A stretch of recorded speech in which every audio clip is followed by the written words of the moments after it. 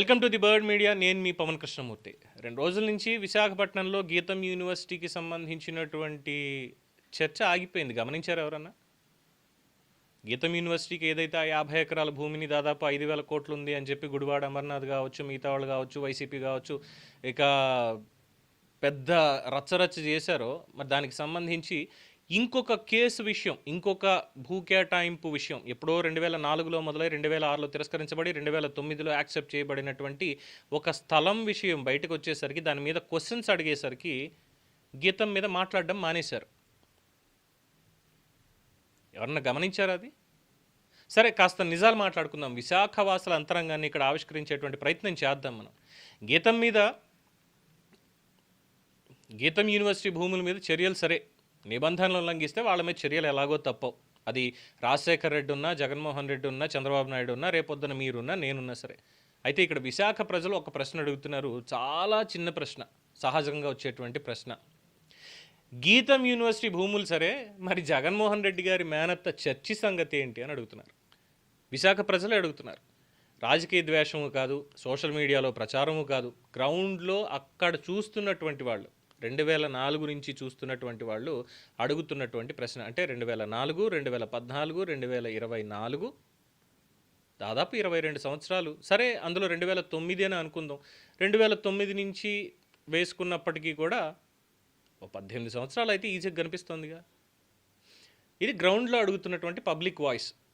విశాఖలో సాగర్ తీరానికి సమీపంలో నేషనల్ హైవేకి దగ్గరగా కోట్ల రూపాయల విలువైనటువంటి ప్రభుత్వ భూమిని ఒక సంస్థ దాదాపుగా 20 సంవత్సరాలుగా వాళ్ళ చేతిలో పెట్టుకున్నారు.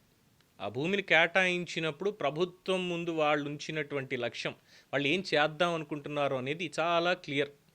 పేదల కోసం ఒక మిషనరీ ఆసుపత్రిని మేము నిర్మిస్తాం, అందులో ఉచిత వైద్యం అందిస్తాం, గ్రామీణ ప్రజలకు సేవ చేస్తాం. ముఖ్యంగా ఎందుకంటే ఉత్తరాంధ్ర అని చెప్పుకుంటున్నాం కాబట్టి విశాఖలో, అంటే మన్యం నుంచి వచ్చేటువంటి అందరికీ కూడా ఉచితంగా చేయాలని ఈ ఉద్దేశంతో 2004లో Saint Luke's minority educational society ప్రభుత్వానికి దరఖాస్తు చేసింది. పేదల కోసం ప్రభుత్వం నర్సింగ్ శిక్షణ, వైద్య సేవలు, ఇవి వాళ్ళు ఇచ్చినటువంటి హామీలు. సార్ మేము ఇది చేస్తామని 2004లో మొదలుపెట్టి దాని దస్త్రాలు కదుపుతూనే ఉన్నారు. 2006లో క్యాబినెట్ దాన్ని తిరస్కరించేసింది. ఎలాగా? 2006లో ముఖ్యమంత్రిగా వైఎస్ రాజశేఖర్ రెడ్డి ఉన్నప్పుడు క్యాబినెట్ దాన్ని తిరస్కరించింది. కాకపోతే అధికారం మళ్ళీ చేతిలోకి వచ్చాక 2009లో ఫైల్ మళ్ళీ కదిలింది.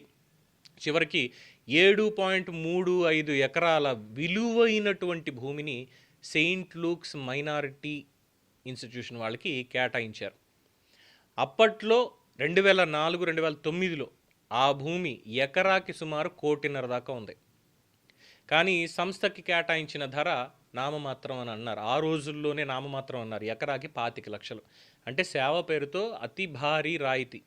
ప్రభుత్వం ప్రజల ఆస్తిని ఒక మంచి లక్ష్యానికి ఇచ్చారు. ఎస్, సెయింట్ లూక్ మైనారిటీ వాళ్ళు చేస్తానన్నారు. కానీ భూమిని ఇచ్చి 2009 నుంచి ఇప్పటి వరకు లెక్కేసుకుంటే 2009, 2019, 2026, దాదాపు 18, అదొక 10, ఇదొక 7, 17 ఏళ్ళు, 18 ఏళ్ళు అవుతుంది. 2006 నుంచే లెక్కేసుకుందాం. పోనీ క్యాబినెట్ తిరస్కరించింది, వాళ్ళు అడుగుతున్న దగ్గర నుంచి చూసుకుందాం, ఇన్ని సంవత్సరాలు అవుతుంది.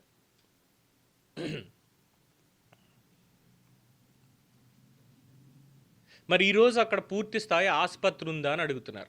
పేదలకి ఉచిత వైద్యం అందుతోందా అని అడుగుతున్నారు. ప్రభుత్వానికి ఇచ్చినటువంటి ప్రధాన హామీ నెరవేరిందా అని అడుగుతున్నారు. సో విశాఖ ప్రజలు అడుగుతున్నటువంటి దానికి సమాధానం చెప్పాలి అంటే లేదు. ఎందుకంటే అక్కడ కొంత భాగంలో షెడ్లు ఉన్నాయి, కొన్ని శిక్షణా కార్యక్రమాలు జరుగుతున్నాయి అంటున్నారు, హాస్టల్ ఏర్పాటు చేసామన్నారు. కానీ భూమిని కేటాయించిన ప్రధాన ఉద్దేశం ఆసుపత్రి నిర్మాణం ఇప్పటిదాకా అమలు కాలేదు. అయితే ఇంకో కీలక అంశం ఏంటో తెలుసా? అసలు సంస్థలో ఎక్కడా లేనటువంటి ఒక ప్రార్థనా మందిరం, చర్చి మాత్రం అక్కడ చక్కగా నిర్మించేశారు అనుమతులు లేకుండా. ప్రభుత్వం ఆ భూమిని ఇచ్చిందేమో హాస్పిటల్ కోసం, కానీ వినియోగం చేస్తున్నదేమో చర్చి కోసం. ఈ విధంగా సాగుతుంది. సో ఇక్కడ ప్రజలు అప్పటి నుంచి ప్రశ్నిస్తూనే ఉన్నారు. ఆ ప్రశ్న ప్రశ్నగానే మిగిలిపోయింది. సో ఈ ప్రార్థనా మందిరాన్ని మరి ఎవరికి, అంటే ఎవరు నిర్మించారు, ఈ స్థలాన్ని ఎవరికి ఇచ్చారంటే ఆవిడే, మన జగన్మోహన్ రెడ్డి గారి మేనత్త వైఎస్ విమలారెడ్డి. ముఖ్యమంత్రి జగన్మోహన్ రెడ్డి గారికి మాజీ ముఖ్యమంత్రి జగన్మోహన్ రెడ్డి గారికి మేనత్త, ఇంకో మాజీ ముఖ్యమంత్రి స్వర్గీయ వైఎస్ రాజశేఖర్ రెడ్డి గారి చెల్లెలు. 7 ఎకరాల 35 సెంట్లు ఎంత మొత్తం ఇచ్చినటువంటిది. పోనీ ఇది ఏమైనా ఆరోపణ? నో. ఇది పబ్లిక్ డొమైన్లో ఉన్నటువంటి సమాచారమే టోటల్గా. 2019లోని 2009 నుంచి తీసుకున్న అనేక కార్యక్రమాలకు సంబంధించి కేవలం అక్కడ మతపరమైనటువంటి కార్యక్రమాలే జరుగుతున్నాయి అనే దానికి సంబంధించి ఫోటోలు, వార్తలు, పోస్టర్లు, వీడియోలు అప్పటి నుంచి ఇప్పటిదాకా వస్తూనే ఉన్నాయి. కానీ హాస్పిటల్ ఏదయ్యా అంటే గాల్లో దీపం. ఇది చాలా స్పష్టంగా వాళ్ళు అడుగుతున్నటువంటి ప్రశ్న. పోనీ ఇదేమైనా వ్యక్తుల మీద దాడి చేస్తున్నారా? కాదు. ఇది ఒక ప్రశ్న. ఎందుకంటే గీతం యూనివర్సిటీ భూముల మీద చాలా కఠినమైనటువంటి చర్యలు తీసుకున్నాం మేము. ఇప్పుడు వాళ్ళు వచ్చిన తర్వాత బాలకృష్ణ అల్లుడని, లోకేష్ తోడల్లుడని ఇవన్నీ చెప్పి కట్టబెట్టేస్తున్నారు. నిబంధనలు ఉల్లంఘించారని మేము చర్యలు తీసుకుంటే అది సరైందని మేము చెప్పుకున్నాం, కానీ వీళ్ళు అక్రమంగా ఇచ్చేస్తున్నారు అన్నారు కదా. మరి దీనికి ఏం చెప్పాలి? ఎందుకంటే ప్రభుత్వ భూమి లక్ష్యానికి విరుద్ధంగా వినియోగంలో ఉన్నదాని మీద ఎందుకని ఆ స్థాయిలోనే చర్యలు తీసుకోలేదు, ఎందుకని కనిపించడం లేదు?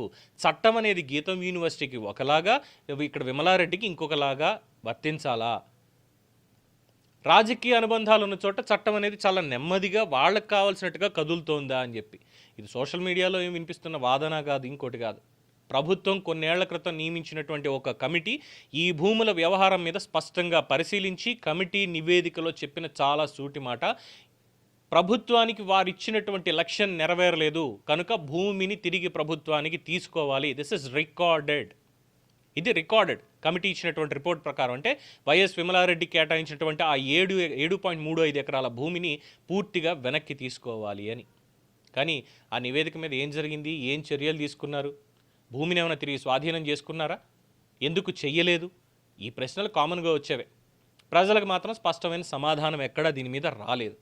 సో ఇక్కడ అర్థం చేసుకోవాల్సింది, ఇది వైసీపీదా, టీడీపీదా, చంద్రబాబు ముఖ్యమంత్రి, జగన్మోహన్ రెడ్డి ముఖ్యమంత్రి, వ్యక్తిగత రాజకీయాల విషయాల కానే కాదు. ఇది విశాఖ ప్రజల ఆస్తి గురించి. ఎందుకంటే గీతం యూనివర్సిటీ వాళ్ళు అక్కడ లక్ష్యంతో వాళ్ళు కొనుక్కున్నటువంటి భూమికి అయ్యా మా ఆధీనంలో ఉన్నప్పటికీ మేము అమౌంట్ని పే చేస్తామని 2009 తర్వాత నుంచి వాళ్ళు అడుగుతూనే ఉన్నారు. 2014 తర్వాత కూడా అడుగుతూనే ఉన్నారు. ఆఫ్టర్ బైఫర్కేషన్ ఆల్సో ఎంవీవీఎస్ మూర్తి గారు ఉన్నప్పటి నుంచి అడుగుతూనే ఉన్నారు. కానీ ఏ ప్రభుత్వం దాని మీద మళ్ళీ మాట్లాడాల. వాళ్ళు అక్కడ ఏం చేస్తున్నారు? పోనీ అక్కడ ఏమైనా రియల్ ఎస్టేట్ వెంచర్ వేసారా? లేదు. రియల్ ఎస్టేట్ వెంచర్ ఏం వేయలేదు. కమర్షియల్ యాక్టివిటీస్ వేరే ఏమైనా నడుస్తున్నాయా? లేదు. ఏదైతే గీతం డీమ్డ్ యూనివర్సిటీ విద్యార్థులు ఉన్నారో వాళ్ళకి సంబంధించి అక్కడ యోగా ప్రాక్టీస్కి సంబంధించి కావచ్చు, లేదంటే క్రీడలకు సంబంధించి వాళ్ళ మానసిక శారీరక ఆరోగ్యానికి సంబంధించి దృఢంగా తయారు చేసేటువంటి కార్యక్రమాలే నడుస్తున్నాయి. పచ్చటి గ్రీనరీని పెంచుతున్నారు తప్ప అక్కడ వేరే స్వలాభం కోసం చేసేటువంటిది ఏదీ లేదు. సేమ్ టు సేమ్ ఇదే పాయింట్ని ఇక్కడ విమలారెడ్డి గారికి కేటాయించినటువంటి ఆ భూమి మీద కూడా, ఎందుకంటే ఆ భూమిని ఒక మంచి లక్ష్యంతో ఇచ్చారు. 7.5 ఎకరాల భూమి దగ్గరగా ఒక మంచి లక్ష్యంతో ఒక ఆసుపత్రి నిర్మాణం కోసం ఇచ్చారు. కానీ వాస్తవ రూపంలోకి వచ్చిన తర్వాత ఆ లక్ష్యం మాత్రం నెరవేరలేదు. అయితే ఈ లక్ష్యం నెరవేరకపోతే అది ఎవరితో ఉన్న అనుబంధం ఉన్న చట్టం అయితే వర్తించాలిగా. సేమ్ గీతంకి వర్తించిందే వీళ్ళకి కూడా వర్తించాలిగా. సామాన్యుడు చిన్న నిబంధన తప్పితే చాలు వెంటనే నోటీసులు, కేసులు, చర్యలు, కూలగొట్టడాలు. కానీ కోట్ల విలువైనటువంటి భూమి విషయంలో మాత్రం సంవత్సరాల తరబడి, దశాబ్దాల తరబడి మౌనం. ఇదే అక్కడ విశాఖ ప్రజలకు అర్థం కావట్లేదు. విశాఖవాసుల ప్రశ్న చాలా క్లియర్గా ఉందండి. వాళ్ళు ఫిజికల్గా కానీ మెంటల్గా కానీ ఎవ్వరి మీద దాడులు చేయట్లేదు, ఏ మతాన్ని విమర్శించడం లేదు. వాళ్ళు అడిగేది ఒక్కటే, నిబంధనలు అందరికీ ఒకేలా ఎందుకని ఉండకూడదు? గీతం యూనివర్సిటీకి విషయంలో గత ప్రభుత్వం చూపించినటువంటి చొరవ, కాఠిన్యమైనటువంటి నిర్ణయాలు మరి అక్కడ కూడా ఎందుకు చూపించలేదు అని ప్రశ్నిస్తున్నారు. ఒకవేళ అది కూడా చూపించగలిగితే ప్రజలకి వాళ్ళ మీద నమ్మకం పెరిగి ఉండేది. అది జరగలేదు కాబట్టే అనుమానాలు పెరిగాయి. ఇప్పుడు ఈ ప్రశ్నలు కూడా వస్తున్నాయి. అందుకని చెప్పే ప్రజలు అడుగుతున్నటువంటి ప్రశ్న, పేదల కోసం ఆసుపత్రి నిర్మాణం కోసం ఇచ్చినటువంటి భూమిని అక్కడ పేదలకి ఉపయోగించడం లేదు, స్థిరాస్తిగాను ఇంకో దానిలాగా మార్చేసుకుని వాళ్ళు ప్రార్థనా మందిరాలకి వాడుకుంటున్నారు తప్ప అసలైన లక్ష్యం నెరవేరలేదు. ఎందుకు అని అడుగుతున్నారు. మరి ఈ ప్రశ్నకు సమాధానం ఇవ్వాలిగా. ఎందుకంటే ఇది రాజకీయమైనటువంటి అంశం కాదు. అఫ్కోర్స్ రాజకీయాలు మిళితమైనప్పటికీ కూడా ఇది ప్రజల ఆస్తి, ప్రజల హక్కు ఉంది. ప్రజాస్వామ్యంలో జవాబుదారీతనం అనేది ఎక్స్పెక్ట్ చేస్తున్నారు. కాబట్టి విశాఖ ప్రజలు కూడా అడిగేది ఒకటే, సార్ జగన్మోహన్ రెడ్డి గారు మరి గీతం సంగతి సరే, మీ మేనత్త గారి చర్చి సంగతి ఏంటి అని అడుగుతున్నారు. అదే క్వశ్చన్ చంద్రబాబు నాయుడు మీద కూడా సంధిస్తున్నారు. సార్ మరి ఆ విషయం కూడా కాస్త చూడండి అని. ఇదేమి ద్వేషము కాదు, దాడి చేయడం కాదు. It's a common question.